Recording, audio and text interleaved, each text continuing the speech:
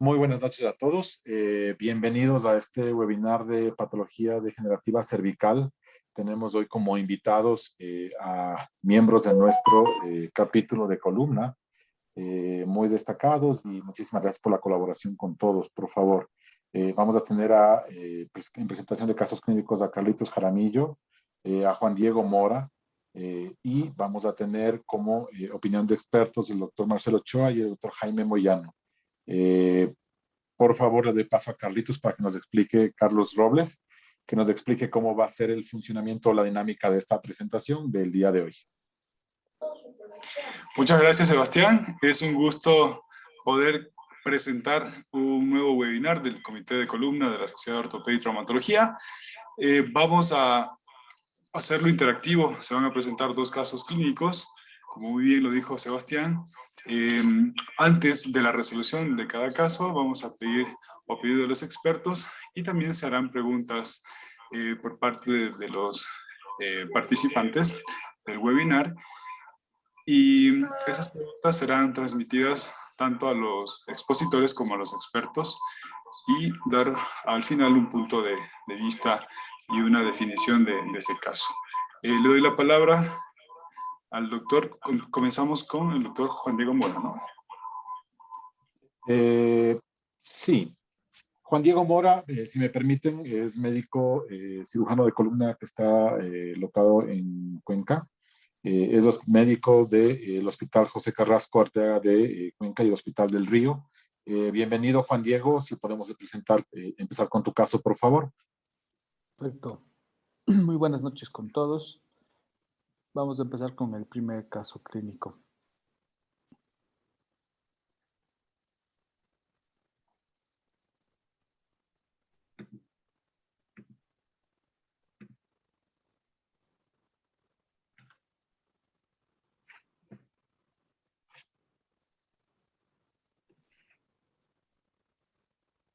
¿Se observa bien la pantalla? Sí, señor, se ve muy bien. Bien, arranquemos. Se trata de una paciente femenina de 35 años. Es enfermera de la UCI. No tiene ningún antecedente patológico. La paciente presenta una cervicobraquialgia derecha con irradiación a nivel de hombro de 6 meses de evolución. Aumenta con el esfuerzo físico laboral. Presenta agregado parestesias a nivel de mano y muñeca derecha de predominio nocturno. Recibió un tratamiento inicial con analgésicos, neuromoduladores, con rehabilitación, y no tiene una mejoría importante. Esto ha condicionado que la paciente tenga varios periodos de certificados médicos y ausentismo laboral recurrente. En el examen físico, en la extremidad superior derecha, presenta un signo de Spurling positivo.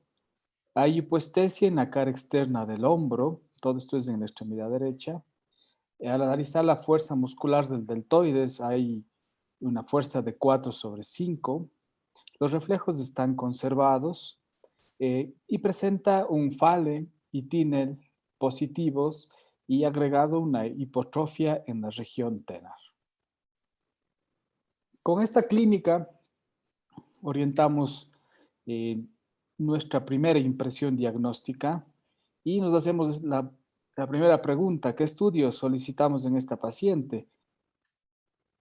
Empezamos con estudios radiográficos. En las radiografías simples cervicales observamos que tenemos una disminución del espacio intersomático C5, C6. Pedimos radiografías dinámicas. No evidenciamos datos de inestabilidad en la región cervical. Por la clínica de su irradiación hacia el hombro, con el dato del Spurling positivo, con disminución de fuerza a nivel de la región deltoidea, solicitamos una resonancia. Y en la resonancia magnética observamos que existe una hernia de disco C5-C6 con un compromiso foraminal de predominio del lado derecho. Estas son las imágenes de la resonancia de la paciente. Al tener agregado un problema compatible con un síndrome de túnel carpiano, en el diagnóstico diferencial solicitamos una electromiografía.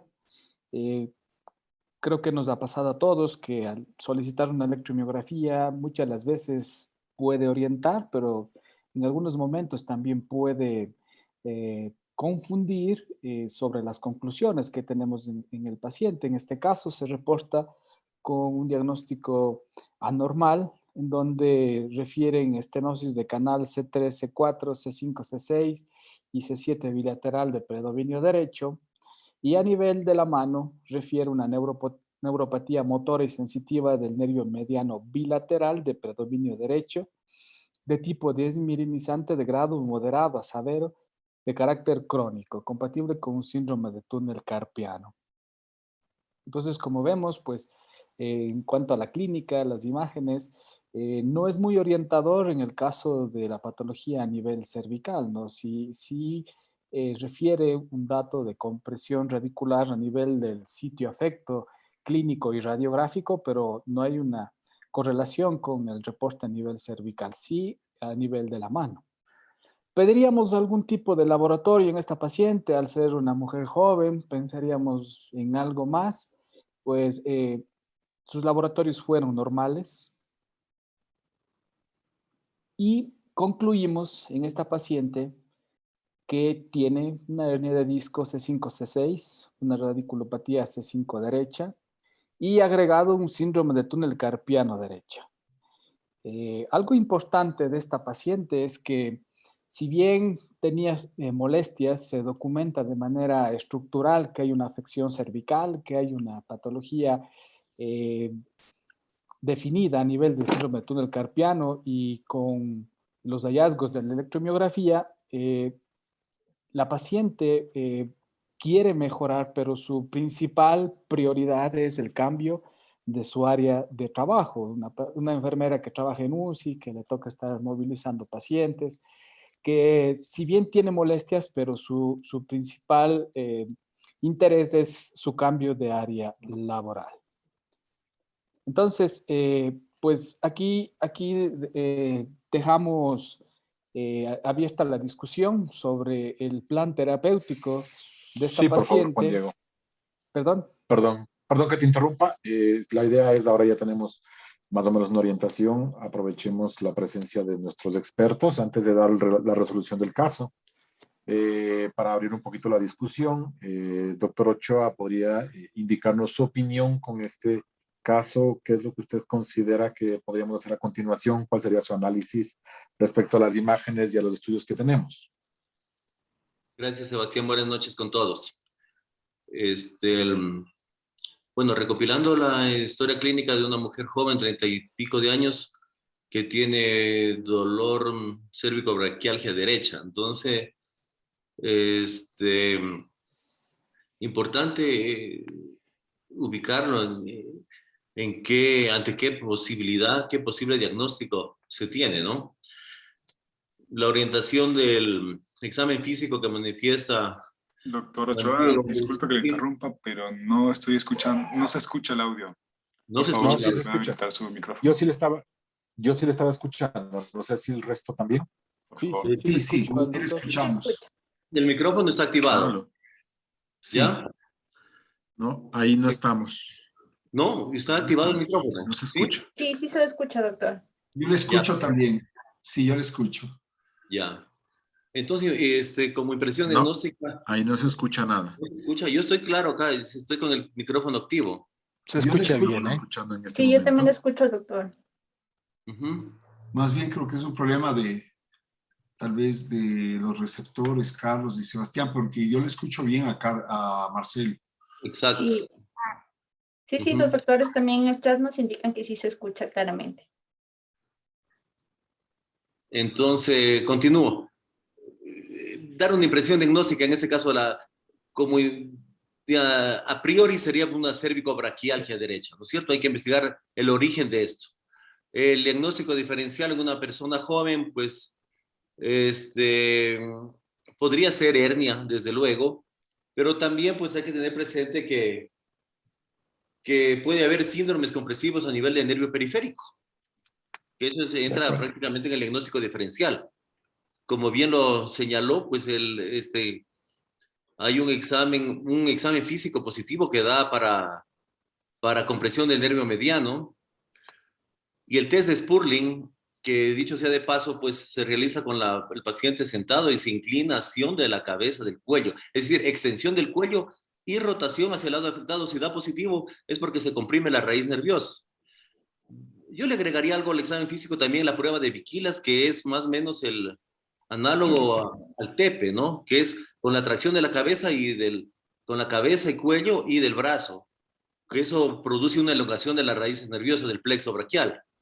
Ese es otro dato importante del examen físico, es los reflejos. En esta parte, en este caso, no se señaló, porque si tiene un problema de radiculopatía por compresión, pues va a haber hiporreflexia. Respecto a los estudios, encontré que tiene una disminución de la altura del disco C5, C6 y un osteofito posterior, más en la resonancia magnética tiene una deshidratación, conserva la lordosis.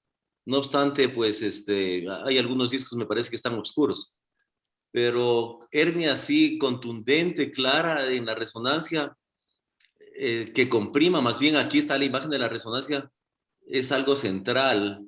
Y pues en esta imagen que nos pasa, ¿no? Debería ser un poquito más lateral hacia la derecha para mirar, o sea, en otros cortes seguramente sale. El estudio de la electromiografía realmente tiene utilidad, pero para descartar otras patologías, más no para que sea esto como un método diagnóstico de certeza específico para resonancia, para hernia de disco cervical. Otras patologías que pueden estar cursando, pues en ese caso tendría utilidad. El resultado arroja una patología de estenosis cervical multinivel que no concuerda con el cuadro clínico siquiera, ¿no? Entonces, ese estudio sí yo lo tomo, no es de primera mano, salvo el caso cuando exista alguna otra patología concomitante como para un diagnóstico diferencial. Hasta allí podría aportar en esta parte de lo que se comentó. De lo que hemos visto. Perfecto. Doctor Jaime Moyano, buenas noches. No sé si tal vez usted podría aportarnos un poquito más, comentando cuál sería su criterio. Me parece un caso súper interesante, ya que tenemos una electromiografía que nos hace dudar que de dónde está el origen y hay algunos otros factores que hay que tomar en cuenta con esta paciente. No sé si usted puede ayudarnos un poco, por favor, con su análisis. Gracias, Sebastián. Buenas noches con todos participantes y asistentes. Un gusto estar nuevamente con ustedes. Yo creo que este caso es un caso ideal como para discusión porque nos está dando ya de entrada ya muchas enseñanzas. En primer lugar, que pueden existir patologías concomitantes. Y en segundo lugar, que en esta paciente tal vez uno de los rasgos más importantes es su problema, su conflicto laboral. Y el doctor Mora ha subrayado que su principal preocupación por encima incluso de la clínica es el tener una reubicación laboral. Entonces, esto tiene un peso muy grande en el análisis de la paciente. Esta situación de conflictos laborales, que es lo que se dice, son banderas amarillas dentro del análisis del dolor en columna. En segundo lugar, cuando hay una cervicobraquialgia, es importante siempre discernir entre patología cervical, patología de hombro y patología de nervio periférico, como en este caso, síndrome del túnel carpiano.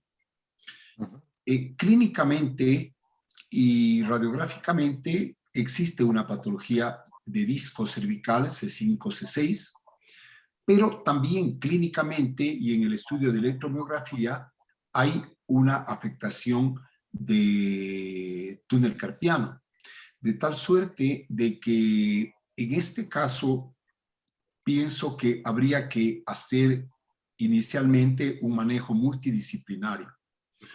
En primer lugar, un manejo de el dolor y de la inflamación por el especialista que le está tratando, una parte de terapia física, tal vez uso de férula nocturna, y por supuesto una valoración por medicina laboral para ver si se le puede reubicar a la paciente en sus actividades. Dentro de las medidas generales son cuidados posturales para su cuello, son, por ejemplo, el uso de una férula nocturna para su mano, evitar movimientos repetitivos de flexión de la muñeca y medicación que puede ir como antiinflamatorios, neuromoduladores, serían los principales y tal vez relajantes musculares o no, según sea el caso. La fisioterapia en este caso debería estar dirigida a ambas patologías, cervical y túnel carpiano. Una vez agotado el tratamiento conservador, si persiste sintomatología significativa, habría que cuantificar cuál es la más importante, la cervical o la que tiene a nivel de su mano. Muchas veces el realizar una infiltración, por ejemplo, a nivel del túnel carpiano, puede dar un alivio significativo y nos puede ayudar a discernir dentro del diagnóstico diferencial cuál de las dos patologías es realmente la más relevante. Y una vez agotado todo esto, si es que el cuadro clínico lo amerita, el tratamiento quirúrgico de la columna cervical podría estar indicado. Pero yo pienso que a grandes rasgos esa podría ser el algoritmo de manejo de esta paciente. Concuerdo plenamente con todo lo expresado por Marcelo, ¿no? Y su aporte es muy claro, hay que tomar siempre en cuenta ese análisis clínico del paciente. Ustedes saben, la clínica siempre está por encima de los exámenes. Y en la clínica está no solamente el examen físico, sino también la anamnesis. Ambos tienen el mismo peso. Gracias. Por supuesto que sí. Muchas gracias, doctor Moyano. Antes de ir con la resolución del caso, quisiera aprovechar que también está Carlitos Calamillo, que nos va a presentar su caso. Quisiera escuchar la opinión de Carlitos, como experto cirujano de columna también, cuál sería su análisis, último intervención para poder dar paso a la conclusión del caso, a la resolución del caso. Carlitos. Sí, hola, buenas noches. Como bien manifestaron Marcelo, doctor Moyano, cuando existen patologías de compromiso neurológico tanto distal como de tipo radicular, en la columna cervical es prioritario realizar la diferenciación exacta de lo que tendríamos que intervenir. Aunque la electromiografía, Marcelo también lo refiere que es más para determinar en cuanto al pronóstico, en el tratamiento quirúrgico también nos permitiría diferenciar y localizar exactamente cuál es el nivel de compresión de acuerdo a la realización y los resultados del mismo.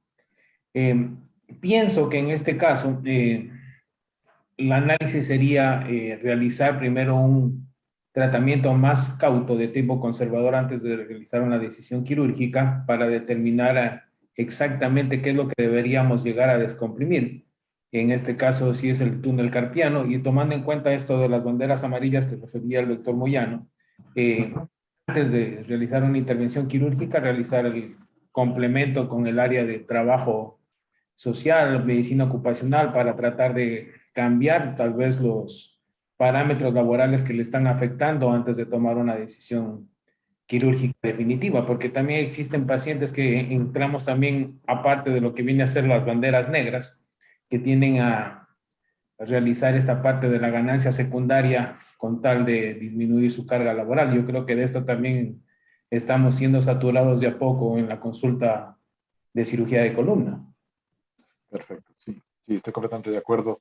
En realidad es uno de los factores muy importantes en toda la patología de columna, no solo cervical, sino lumbar.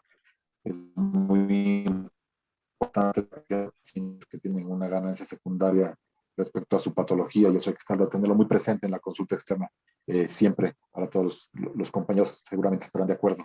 Juan Diego, si nos puedes ayudar, por favor, con la conclusión y resolución del caso.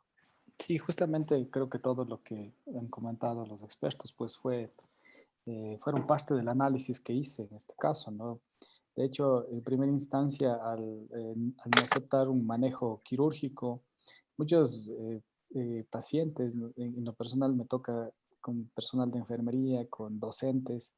Muchas de las veces piden un certificado en donde uno mencione su limitación, su restricción, y cuando uno ofrece curarlos, se niegan inicialmente al tratamiento, ¿no? Entonces, mientras no agotemos toda instancia terapéutica, mientras el paciente tenga opción de mejorar, pues no, en lo personal no puedo o no emito este tipo de informes. Entonces, eh, teníamos diferentes opciones, ¿no? La opción que han comentado la gran mayoría de ustedes de esperar, manejarle de manera conservadora, con terapia, con infiltraciones, con analgésicos. Sin embargo, al tener datos ya con afectación clínica, con hipotrofia muscular tanto a nivel del hombro, con hipotrofia muscular en la región tenar, en la clasificación del síndrome de túnel carpiano, cuando ya tenemos una afección motora, eh, tenemos que ir a ser más agresivos ya pensando en un manejo quirúrgico. La gran pregunta era, ¿cuál de las dos enfermedades se tiene que operar primero? Y lo que menciona la literatura es que pueden existir estos síndromes de doble compresión y tenemos que orientarnos al que esté generando eh, más síntomas o al que pueda potencialmente complicarse más pronto. Entonces, decidimos nosotros hacer una primera cirugía con una descompresión del túnel carpiano. La paciente mejoró de sus síntomas inicialmente, pero persistía pues su molestia y la insistencia pues de este asunto laboral. Entonces uno siempre se queda con ese sinsabor vamos, voy a operar la mano y vemos cómo evoluciona, tal vez ya esto, después de su rehabilitación, la paciente ya puede irse recuperando poco a poco. Sin embargo, persistía con síntomas. ¿Cuál es la mejor opción quirúrgica C5, C6? Este no es el centro de la discusión de mi caso. Mi caso está más dirigido a tener presente estos síndromes de doble compresión. Sin embargo, pues hay diferentes opciones terapéuticas que tenía esta paciente para hacer su resolución de C5, C6. En lo personal, prefiero yo realizar una disectomía y colocar siempre caja placa. Pues será tema para otra discusión, definir cuál de estos es el más indicado para un nivel, si por la edad una prótesis, si por la edad hacer un standalone, si hacer una caja placa, etcétera. Pero la resolución quirúrgica en este caso fue caja más placa. En definitiva, el mensaje que quiero llevar con este caso es que es muy importante tener presente que pueden aparecer de manera concomitante la afección cervical con afección del nervio periférico. Las teorías iniciales mencionaban sobre que puede existir alguna afección axonal a nivel proximal que puede también afectar a nivel distal.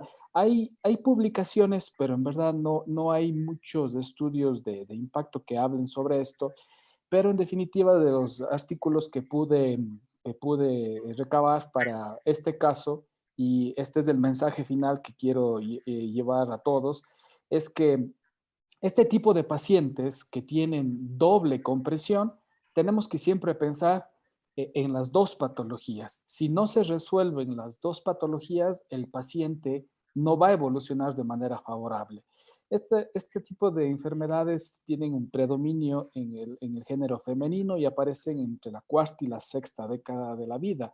Y hay diferentes reportes en la literatura que van desde el 7 hasta el 70% de concomitancia entre radiculopatía cervical y síndrome del túnel carpiano, y en promedio lo que refieren las últimas revisiones es que se asocia más o menos a un 30% de concomitancia.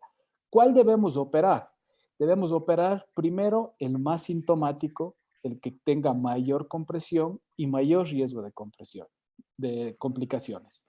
Y el concepto que debemos llevarnos es que si se documenta que hay una doble compresión y las dos son de una decisión quirúrgica, debemos realizar una descompresión bimodal para que el paciente pueda tener una recuperación óptima. Son esos pacientes que uno opera un disco cervical y después, doctor, me sigue molestando y resulta que lo que persiste su molestia es por su compresión a nivel distal. Y muy importante, cuando realicé la pregunta si pedimos o no algún tipo de laboratorio específico, es muy importante cuando tengan estos pacientes con un síndrome de doble compresión, siempre descartar patología sistémica, pidan estudios reumáticos, pidan pruebas tiroideas, dosifiquen vitaminas, descarten patologías periféricas y enfermedades como el alcoholismo y la gran influencia de la diabetes mellitus y el tabaquismo, que son las dos enfermedades que más se relacionan con este síndrome de doble compresión. Muchísimas gracias. Muchas gracias, Juan Diego. Sí, es muy importante, creo, tener en cuenta en la actualidad la cantidad de afectaciones metabólicas que están alterando el colágeno en nuestros pacientes y presentan patologías múltiples, no solamente de columna, sino simultáneas ligamentarias, articulares, musculoesqueléticas. Nos obligan a tener eso en cuenta. Por favor, me gustaría recordar a todos los presentes que pueden hacer preguntas sobre los casos en la parte del chat para nosotros, a través de Carlos Robles, hacer llegar las preguntas a nuestros expositores para poder responderlas al final todas, por favor. Ahora vamos a continuar con el segundo caso. Les presento, ya intervino, pero les presento nuevamente al doctor Carlos Jaramillo, un miembro de nuestro grupo de columna. Es médico cirujano de columna del Hospital Los Ceibos de Guayaquil y un muy apreciado amigo. Carlitos, bienvenido otra vez y pues puede continuar, por favor.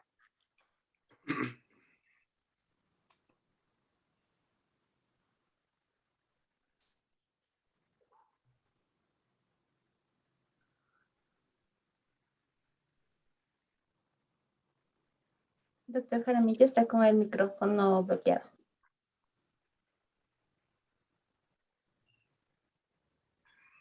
Sí, tal vez hasta que resuelva Carlos, yo quisiera pues felicitar a Juan Diego por su excelente presentación. Realmente yo creo que este tipo de casos dan mucha enseñanza. Y en cuanto a la pregunta de qué técnica sería la más adecuada para este paciente, definitivamente por haber la presencia de osteofitos, como lo indicó Marcelo, por haber la presencia de discartrosis, debe realizarse de preferencia el abordaje anterior y la fusión. La técnica puede ser caja con placa, puede ser standalone. Sabemos que las prótesis discales en su gran mayoría a los 2 o 3 años se bloquean por calcificación de los ligamentos vecinos, sobre todo el longitudinal común anterior, el longitudinal común posterior. Y el abordaje posterior, en este caso en que ya hay artrosis y osteofitos, a través de una foraminectomía selectiva, por la presencia de la discartrosis y osteofitos no sería la técnica ideal. Esta técnica sería más bien indicada para casos en los cuales la hernia no se acompaña con un proceso artrósico importante, al igual la misma consideración sería para la endoscópica. Sí, Completamente de acuerdo. ¿me permiten? Por supuesto, Marcelo, sí lo sé. Claro, gracias. En el tema de la resolución quirúrgica, pues pienso que está bien enfocado tratar tal vez primero el nervio periférico, porque coloquialmente pues hay una diferencia de aquí a la luna entre operar la cervical y el túnel del carpo. Pero claro, hay que enfocarse a donde están los síntomas principalmente desencadenantes, ¿no? Y claro, en una mujer joven, 35 años, no tiene artrosis, podría ser tentador esto de la prótesis de disco, pero la evidencia científica, esas prótesis fueron diseñadas para supuestamente disminuir el segmento adyacente, pero ya cuando se hace a largo plazo, pues vemos que no tiene ese resultado de disminuir el segmento adyacente, que igual va a pasar con la fusión.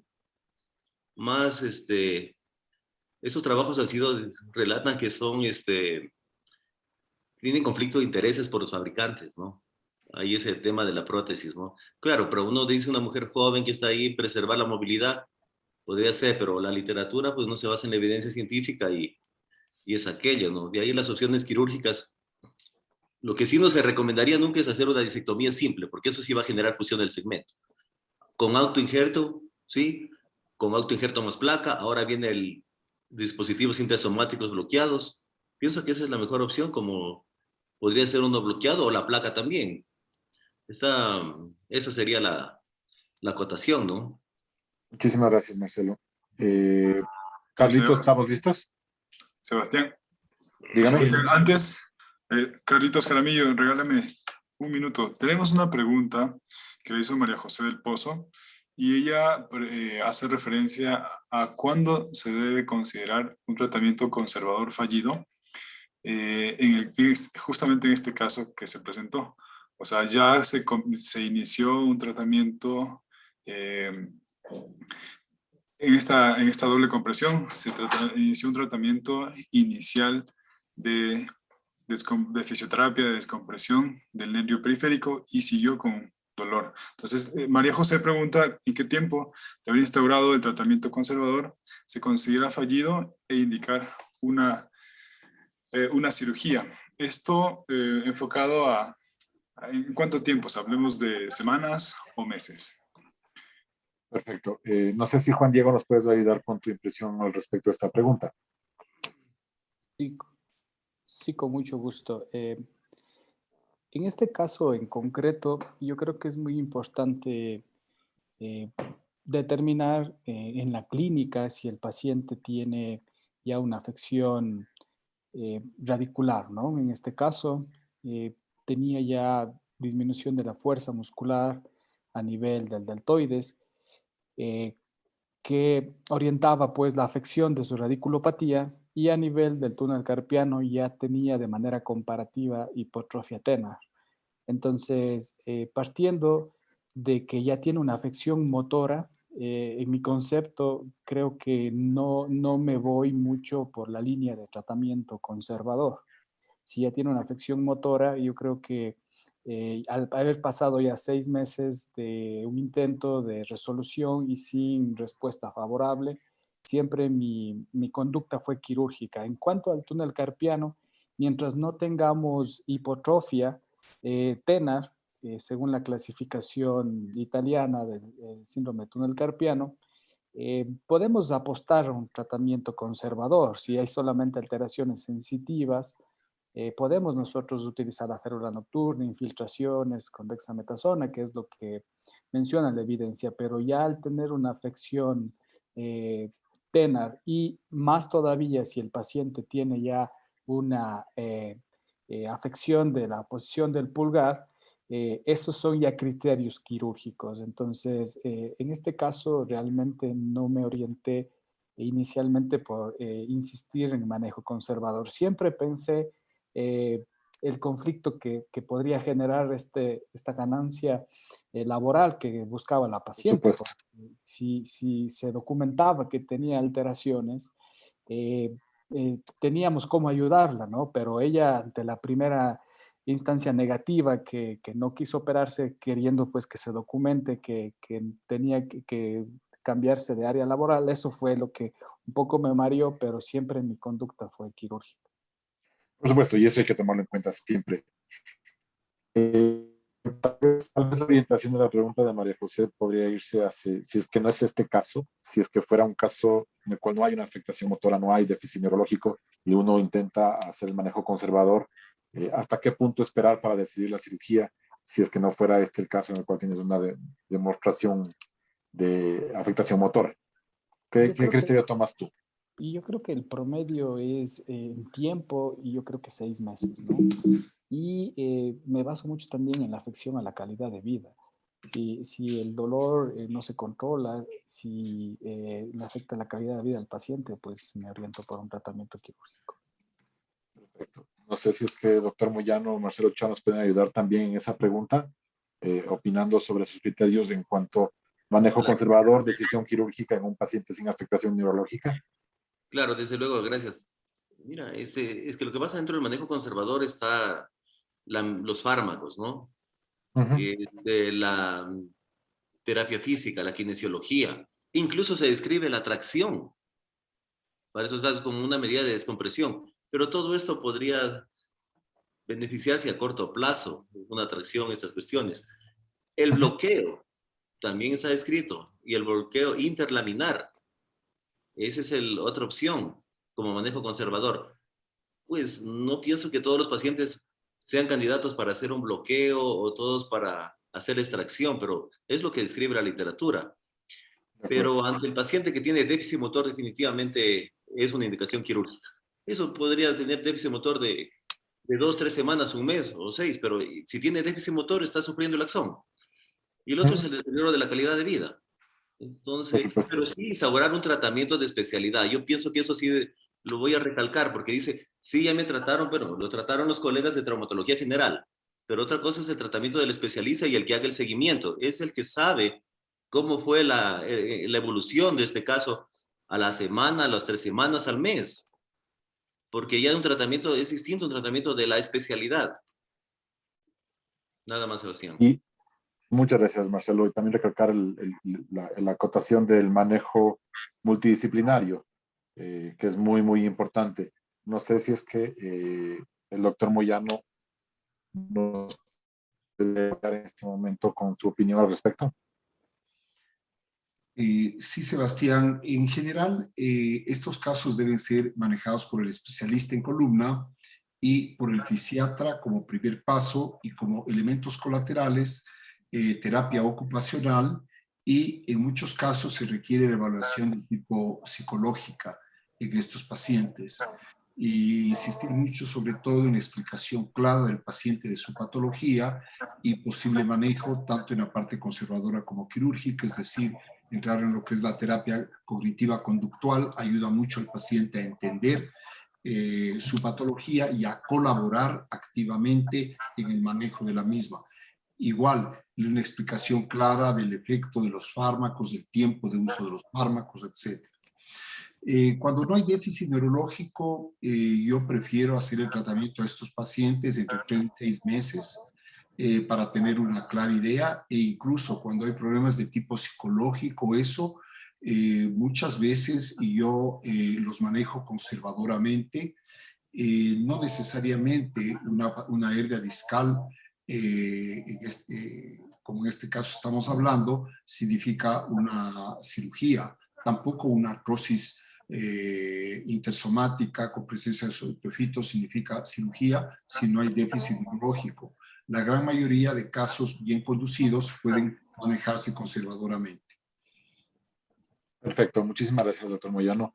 Creo que podemos ahora sí, a Carlitos Robles, pasar a la presentación de Carlitos Jaramillo. Al final de las preguntas vamos a hacer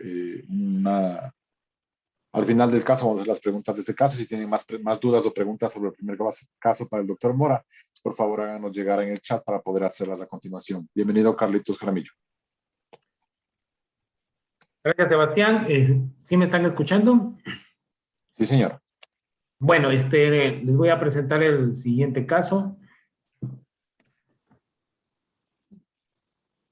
Una paciente masculino de 78 años de edad, casado, jubilado de religión católica, residente en Manta, que nos consultó por un cuadro clínico de una cervicalgia crónica con una intensidad en la escala visual análoga de 6 a 10 y que se acompaña de deterioro progresivo de la sensibilidad y de la fuerza muscular de manera progresiva con 4 meses de evolución de distal hacia proximal y que se intensificó 96 horas antes de su ingreso, complicándose el cuadro clínico con paraparesia de miembros torácicos y pélvicos, imposibilidad para la marcha y pérdida del control de esfínteres.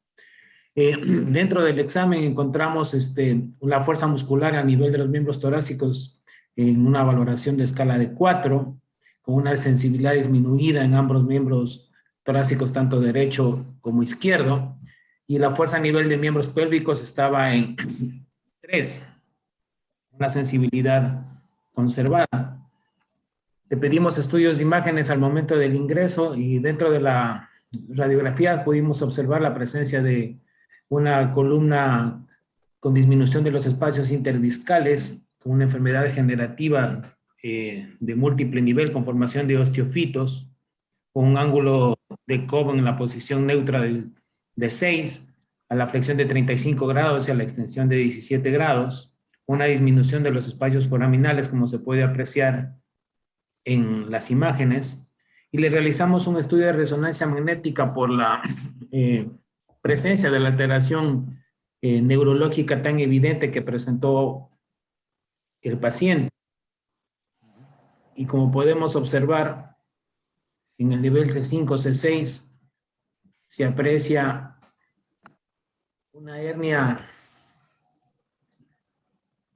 cervical extruida con una compresión muy importante a nivel de lo que corresponde el cordón medular a este nivel. Podemos observarlo aquí sin la evidencia del video.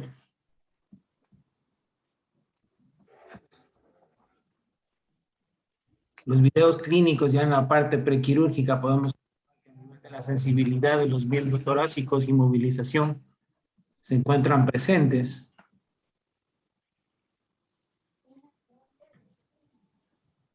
Ujú.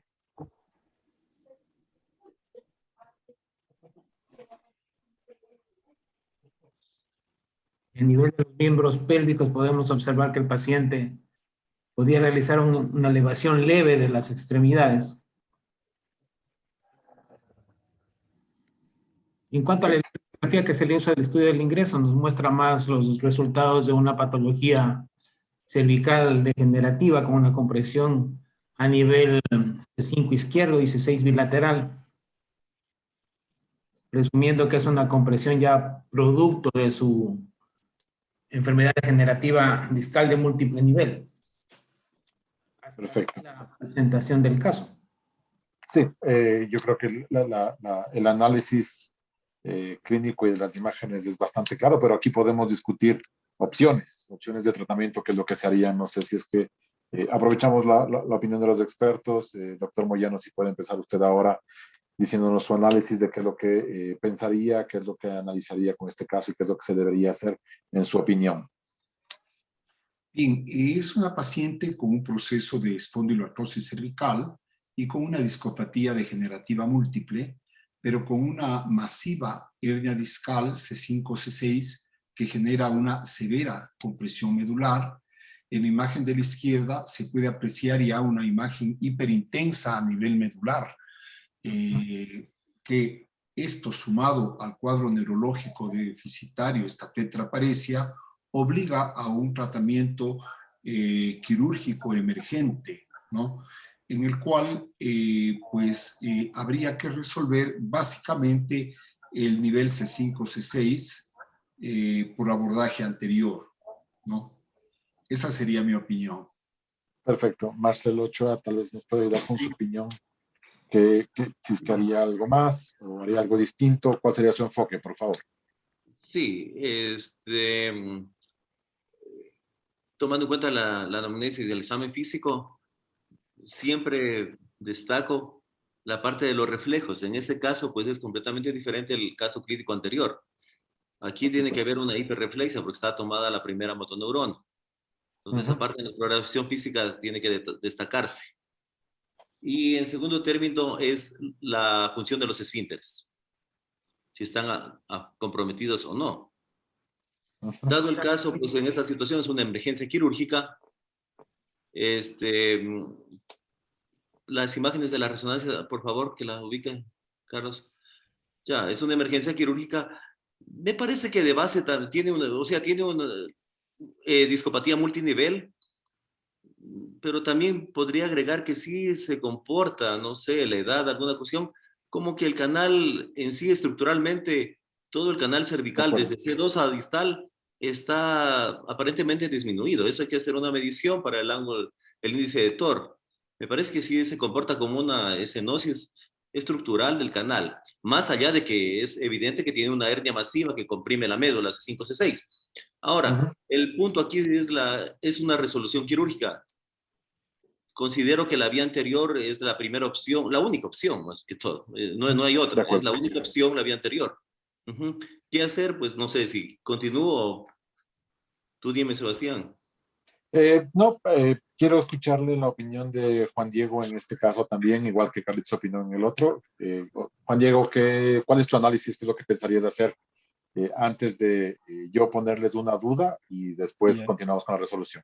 Doctor Jaramillo, le pido de favor, ¿puede regresar al examen físico la tabla de los miotomos?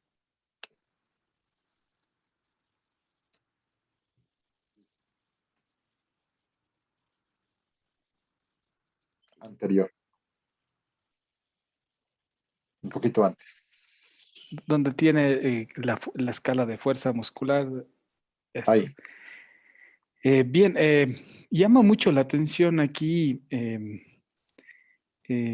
la fuerza muscular del paciente, ¿no?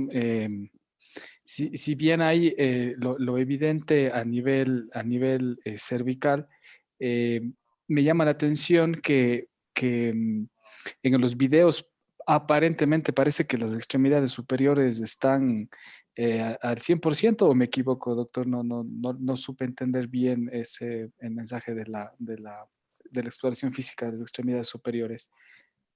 Está en fuerza muscular de 4, Juan Diego. De 4 en C5. Sí, parecía en el video que no había déficit, por eso me confundí un poco y ahora sí me queda claro. Sí, efectivamente, yo creo que el abordaje quirúrgico de este paciente tiene que ser como una emergencia. Me quedaría una pregunta, ¿cuál fue la causa? Si tal vez hizo algún esfuerzo para que sea una hernia súbita, parecería ser más bien una hernia traumática. Ahora, por lo extensa de la hernia y por el tamaño, yo creo que todos apostaríamos a retirarla solamente quitando el disco, ¿no? Pero yo creo que siempre es importante tener presente si no llegamos a tener una extracción adecuada, a veces pueden migrar un poco distal, siempre estar listos para una corpectomía en caso de que no nos quedemos satisfechos por el tamaño grande de la hernia.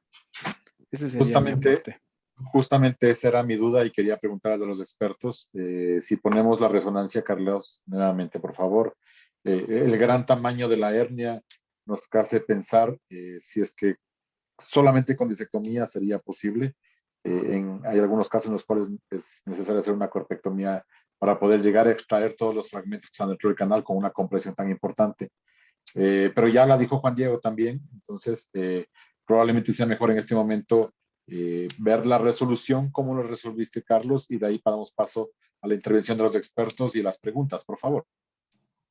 Sí, es importante lo que el cuestionamiento de Juan Diego, la parte de ver si es que este fue de origen traumático, y en realidad lo único que tuvo el paciente fue un mal movimiento del cuello, y refirió que posterior, 4 días antes de su ingreso, el deterioro fue masivo. No hubo otro antecedente más que eso. Procedimos al plan, hicimos un abordaje cervical anterior con exectomía C5-C6, con injerto de banco y una plaga cervical anterior. Estas son las imágenes de la parte quirúrgica y podemos observar ahí la obtención de la hernia. Salió completa durante la extracción. Podemos ver que sí es grande. No tuvimos la necesidad de realizar una corpectomía para extraer los niveles posteriores, tanto proximal y caudal. Salió en gracias a un solo intento. Este es el paciente, el control radiológico posterior. Podemos observar el injerto y la caja y la presencia de la placa cervical. Aquí tenemos la resolución de la resonancia postquirúrgica. Podemos observar que no hubo lesión a nivel de lo que corresponde a la médula espinal. Y este es un video del paciente que lo pudimos observar a las 4 semanas. Podemos ver lo que todavía carga su fundita recolectora de orina, porque estaba en manejo con fisiatría y urología para tratar de mantener el control de sus esfínteres. Y el último contacto con el paciente es un año posterior, que es...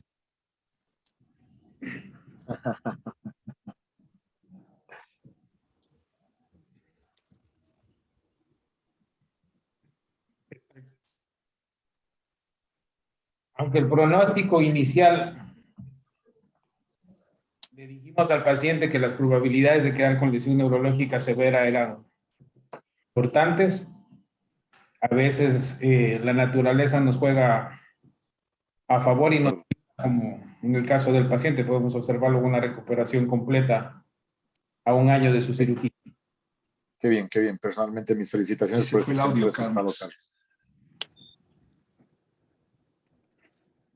¿Me escuchan a mí? Sí. Ya. Felicitaciones, Carlitos Jaramillo. Fantástico el video final, demostrando un excelente resultado. Me gustaría oír el análisis justamente al ser un caso tan complejo. El resultado definitivo no siempre es tan fácil obtenerlo, solamente con la disectomía. No sé si es que el doctor Moyano nos puede ayudar con su impresión respecto a este tipo de casos, ya que una cosa es analizarlo retrospectivamente y otra es tener ese paciente y analizarlo para planificar la cirugía. Sí, bueno, en primer lugar, felicitar a Carlos. Es un caso muy bien documentado y un caso de interés científico con una excelente resolución. Este paciente tiene una discopatía degenerativa múltiple, pero realmente esa es la causa que predispone una herniación espontánea en un disco ya previamente debilitado y patológico, sin necesidad de un trauma o alguna situación mayor, sino prácticamente con un movimiento espontáneo, posiblemente de rotación del cuello. En estos casos lo importante es saber que si hay una compresión medular significativa con repercusión clínica en este paciente, incluso a nivel esfinteriano, esto implica un tratamiento de tipo urgente, ¿no? Y generalmente estas hernias recientes masivas, cuando no son migradas significativamente proximal o caudal, pueden retirarse simplemente por disectomía. Recuerden que uno puede colocar un distractor en el espacio discal, lo cual también facilita. Pero puede requerirse a demanda en el caso de que el cirujano no esté satisfecho o técnicamente vea que no está cómodo, resecar parcialmente el borde del cuerpo vertebral, sea proximal, a distal o ambos, pero parcialmente nada más, y lo cual obligaría a colocar una caja seguramente de mayor altura, en lugar de ser 5, tal vez una 7, algo así, y podría así resolverse el problema. Perfecto. Marcelo, ¿nos puedes dar su opinión, por favor, respecto a la resolución y al caso? ¿Cuál hubiera sido su análisis final también? Pues usted tiene una indicación quirúrgica de entrada. El abordaje anterior es el único. Y enfocarse siempre pues por donde está el problema. El nivel C5, hay que hacer la disectomía amplia, remover todo el núcleo pulposo que está comprimiendo al cordón anterior de la médula, y eso amerita de hacer la fusión. El detalle de eso quirúrgico que menciona el doctor Moyano es interesante porque no necesariamente se puede hacer una corpectomía para llevar los dos discos, remover los dos discos continuos, pero hacer remover la placa vertebral inferior y la superior de la inferior sería en estos casos, puede ayudar a descomprimir. Hay con un material, pues hay unas pinzas especiales para remover el muro posterior de la vértebra, levantando sin comprimir mayormente el ligamento longitudinal común posterior. Eso ya ayuda a la descompresión. Este caso necesariamente tiene que ser fusionado porque eso es por una inestabilidad. Y en el segmento C2, C3 se ve que en la radiografía se ve inestable. Entonces, eso tiene que ser la fusión y asociarle mejor con placa, no solo la caja que vienen actualmente PIC bloqueadas. Esto es mejor darle un soporte adicional con placa para que quede firme. Es lo que podría mencionar. Hay otros detalles, ¿no? Pero bueno, ya son otras cuestiones. ¿Cuál es el abordaje? ¿Qué prefiere el cirujano, el izquierdo, el derecho? Pues no sé, podríamos conversar ante eso, pero yo pienso que la resolución quirúrgica está muy bien enfocada y la recuperación de estos casos también es a corto y largo plazo. Por supuesto, muchas gracias, Marcelo. Sí, Sebastián. Carlitos, siga usted. Sí, muchísimas gracias. Primero, felicitar a los dos colegas que han presentado estos dos casos de muchísima enseñanza. El doctor Mora, con este caso de doble compresión, es una enseñanza para todos. Y este caso último, presentado por Carlitos Jaramillo, también el resultado quirúrgico es muy, muy bueno. Yo creo que es inmejorable. Y el comentario que hago al respecto es de que el tiempo es oro en la descompresión medular. Entonces sí es importante de que pese a que pasó, creo que más de 3 o 4 días a que se descomprima el paciente, resultó en una mejoría clínica, no al 100%, pero con que el paciente camine y baile es suficiente. Entonces, lo que hago es un énfasis en el tiempo de descompresión. Entre más pronto lo hagamos, mejor son los resultados y la calidad de vida para el paciente y su entorno familiar. Gracias.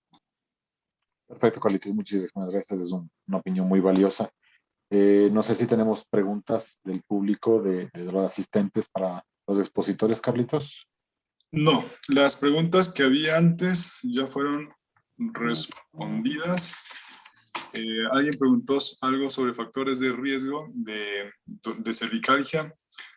Ya le respondí en un mensaje muy corto. Entonces, no hay más preguntas. Perfecto. No sé si es que nos da la información que teníamos pendiente para todos los asistentes antes de proceder a cerrar con los últimos comentarios. Perfecto. Por favor, Paola, pongamos el póster. En este momento, doctor, los comparto.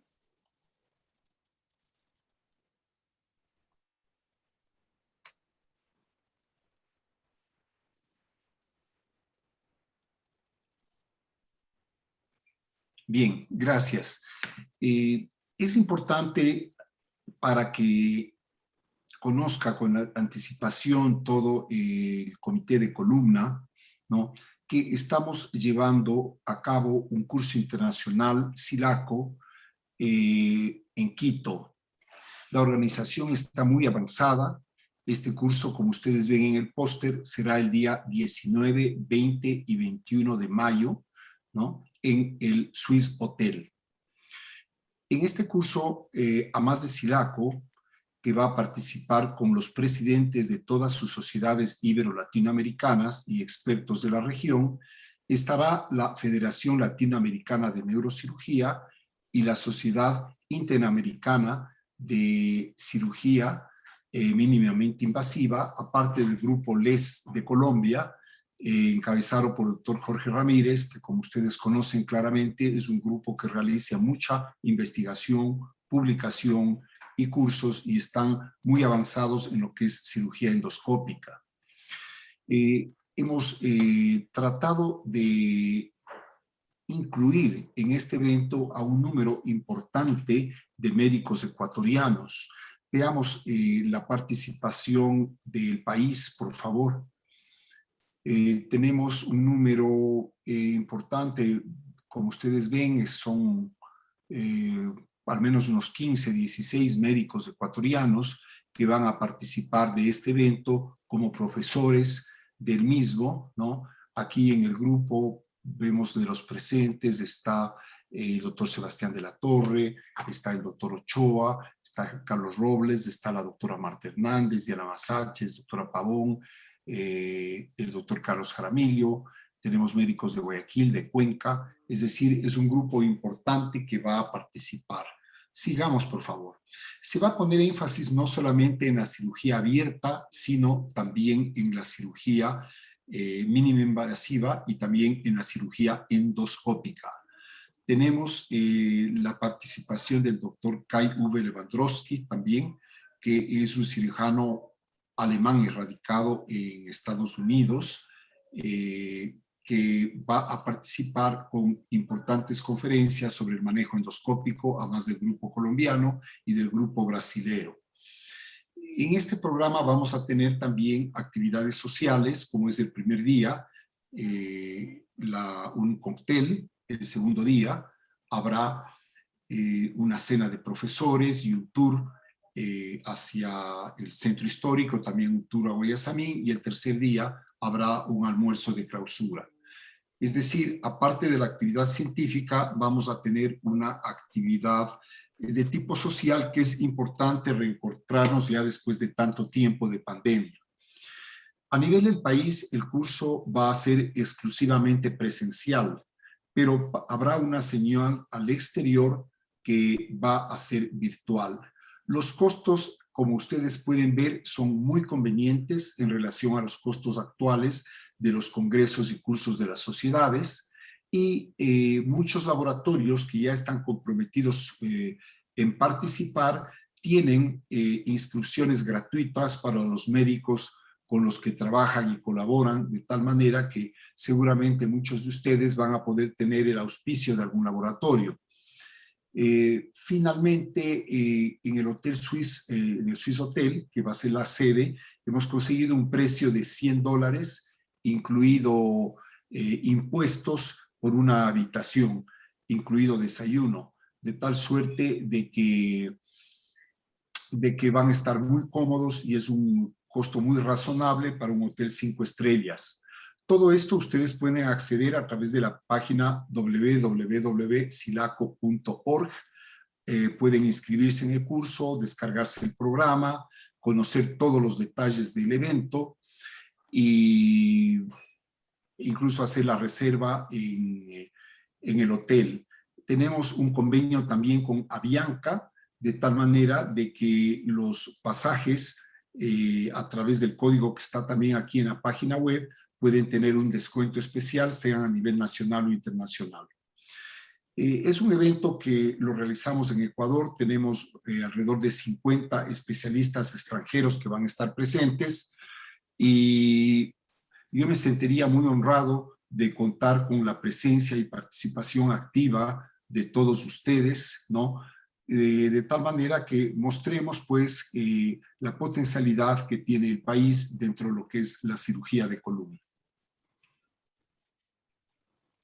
Ustedes van a tener información periódica al respecto. Este PDF lo vamos a enviar ya el día de hoy por las redes sociales y los chats para que aboquen conocimiento y nos apoyen con la difusión a través de sus redes sociales y tratar de que nuestros médicos residentes, posgradistas también conozcan y darles facilidades dentro de la actividad hospitalaria para que puedan asistir.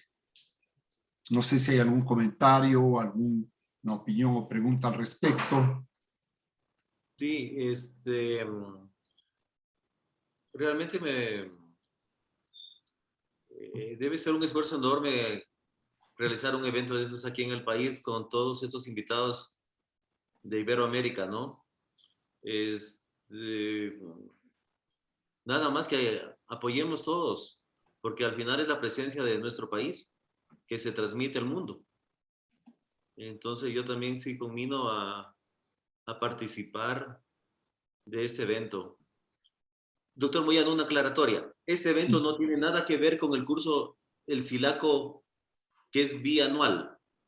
No, eso es importante también el Silaco bianual, que es un curso que se hace con una sociedad, va a ser en el año 2023 en Viña del Mar, ¿no? Y esto lo está organizando básicamente el doctor Ratko Jurak de Chile, de la clínica alemana, que usted lo conoce muy bien, Marcelo, con el grupo de médicos chilenos. Va a ser un evento muy importante y pues ahí nosotros como CEOT Ecuador tendremos la capacidad de participar tanto con ponencias como con temas libres, pósters. Va a ser un evento sumamente importante. En ese evento también se va a trabajar con sociedades internacionales. Ya. Hay yo no sé si miré mal, pero no sé si hay un curso Silaco que es en Sevilla, España, este año. Sí, en este año vamos a participar a fines de marzo en Cartagena con la Sociedad Colombiana y tenemos en Sevilla, estamos organizando el día 1 y 2 de abril un curso junto con el GER, que es el Grupo Español para el Estudio del Raquis, y con la NAS, la Sociedad Norteamericana. Este es un curso de 2 días que va a ser justo previa a Semana Santa, que en Sevilla es espectacular, de tal manera que creo que todavía estamos a tiempo, todos los que se interesen, de asistir a este curso y hacer algo de turismo en Sevilla en la Semana Santa, que viene a la semana siguiente, que tal vez es la Semana Santa más bonita del mundo, la de Sevilla. Sí, en este evento pues vamos a tener también esta participación Silaco. Vamos a estar, para recordándoles también, en el mes de junio en Las Vegas en Global Spine, y vamos a estar en Miami en el mes de noviembre en el Congreso junto con AFLANC, que lo estamos coordinando paralelamente, y hemos tenido una invitación del doctor Carlos Bueno para Trujillo, para su curso de cirugía mínima invasiva y endoscópica, que recuerdo que usted, Marcelo, estuvo ahí en el curso cadavérico hace unos pocos años. Nuevamente se va a realizar este año con el apoyo de Silaco y de la empresa Eloquence. Formidable, porque el doctor Bueno, pues, ya tiene experiencia en realizar ese evento en cursos cadavéricos. Muy bien organizado, lo hacen en la universidad, no recuerdo el nombre, Antenor Parra. pero muy bien organizado y vale la pena tanto el curso como el anfitrión es de primera. Sí, realmente nos quedamos muy impresionados por la calidad de la infraestructura que tienen en la universidad para este tipo de cursos. Realmente no le pide favor a ninguno de los cursos que hemos realizado en Estados Unidos. La calidad de infraestructura, la conservación de las piezas cadavéricas, el equipamiento, los sistemas de audio y video realmente están excelentes. Bien, todo esto ustedes pueden ir informándose progresivamente a través de la página silaco.org. Ahí ustedes van a tener toda la información y vamos a comenzar a difundir esta actividad. Yo estoy seguro que va a ser un éxito este curso, y yo estoy seguro también que vamos a tener el gusto de compartir todos los médicos ecuatorianos que hacemos columna y que no nos hemos visto a consecuencia de la pandemia ya en 2 años. Mucho tiempo. Perfecto, felicitaciones. Muchísimas gracias, doctor Moyano, por toda esa información. Hago una invitación extensiva a todos los miembros de este comité de columna para el apoyo masivo a este curso que en parte representa a nuestro país. Le felicito, doctor Moyano, por esta iniciativa. Sé que eres presidente de la Silaco y tenemos que todos apoyar, y saben que pueden buscar la información en redes para compartirla. Si es que no hay más preguntas, creo que podemos dar por terminada la actividad. Carlito Robles. Sí. Muchas gracias, Sebastián. Respondí por interno una pregunta que había al respecto sobre cuáles son los criterios para referir a un paciente y que requiera cirugía urgente descompresiva. Entonces ya fue respondida a la doctora Pilca, que nos acompaña esta noche, y básicamente es el déficit neurológico súbito. Felicidades, doctor Moyano, por toda la organización, por su tiempo y dedicación a la planificación de este evento. Y yo, sin más, debo agradecer a todos los participantes, al doctor Juan Diego Mora, Carlos Jaramillo, al doctor Marcelo Ochoa, al doctor Jaime Moyano, y por supuesto a Sebastián de la Torre por darle la moderación a este evento. Pues esperamos para el próximo webinar. No sé si tenga algunas últimas palabras, doctor Moyano y doctor de la Torre. Gracias. Nuevamente recalco yo el agradecimiento. Gracias a todos por estar conectados el día de hoy. Trataremos de retomar ahora nuevamente actividades docentes educativas para todo el módulo, que puedan compartirlo también con sus residentes para que puedan entrar a escuchar la opinión de todos.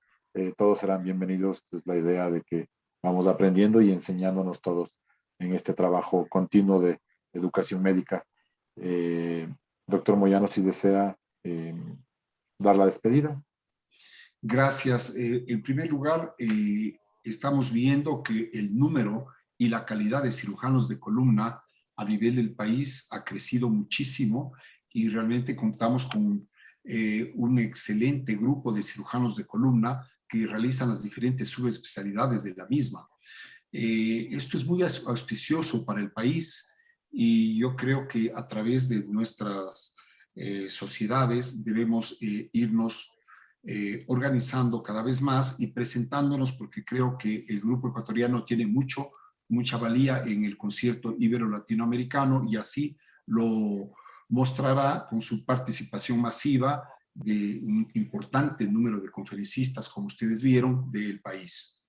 Bueno, muchas gracias por la asistencia. Gracias, Sebastián. Gracias, Carlos, Paola, por la organización. Carlos y Juan Diego. Buenas noches. Muchísimas gracias a todos. Que tengan una muy buena noche.